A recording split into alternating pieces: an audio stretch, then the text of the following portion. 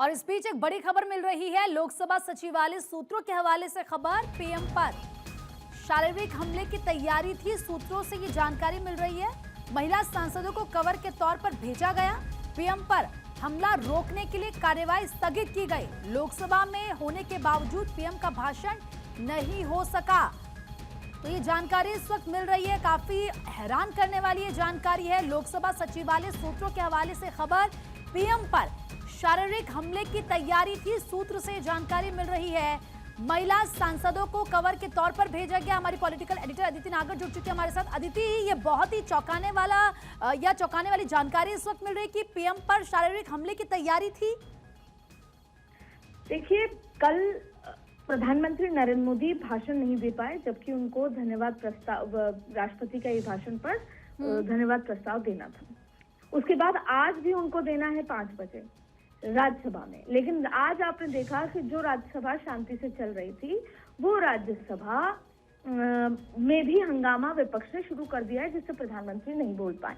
अब मैं आपको कल का दृश्य बताना चाहती हूँ कि कल आपने भी देखा होगा कि जहां प्रधानमंत्री खड़े होते हैं, स्पीकर के पास जो सत्ता पक्ष की कुर्सी पर सबसे कोने में पहली सीट पर, वहां पर विपक्ष की महिला सांसद पहुंच गई थी जैसे ही हाउस शुरू हुआ।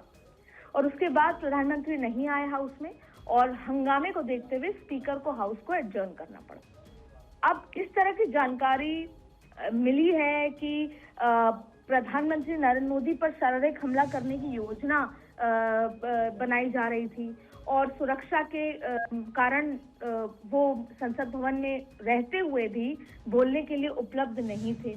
तो ऐसे में इस तरह की सूत्रों से जानकारी आई थी, और उसी सुरक्षा के कारणों के चलते स्पीकर ने सदन की कार्रवाई को स्थगित करने का निर्णय लिया था।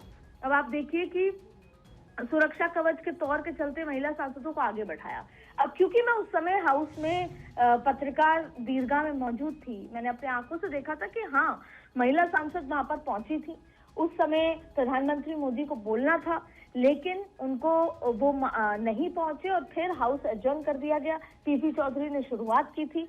इन तमाम चीजों को देखते हुए ये बात तय थी कि विपक्ष ने तय किया था कि उनको बोलने नहीं देंगे।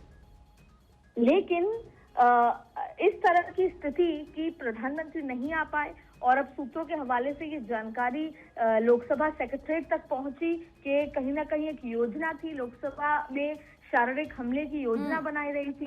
तो इसी कारण सुरक्षा कवच के तौर पर महिला सांसदों को भी आगे बैठाया, और फिर कल भाषण नहीं हो पाया। अब देखना ये होगा कि आज क्या होता है, क्योंकि राज्यसभा में भी हंगामा चल रहा है। तो कल इसी वजह से प्रधानमंत्री का जो भाषण होना था वो नहीं हो पाया था।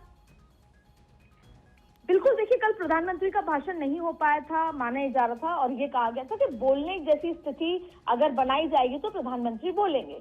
लेकिन जिस तरीके का हंगामा था, या तो पूरे के पूरे विपक्ष को सस्पेंड करना पड़ेगा, वरना जिस तरह का माहौल बना हुआ था वो असाधारण था, उसमें स्पीच नहीं दी जा सकती।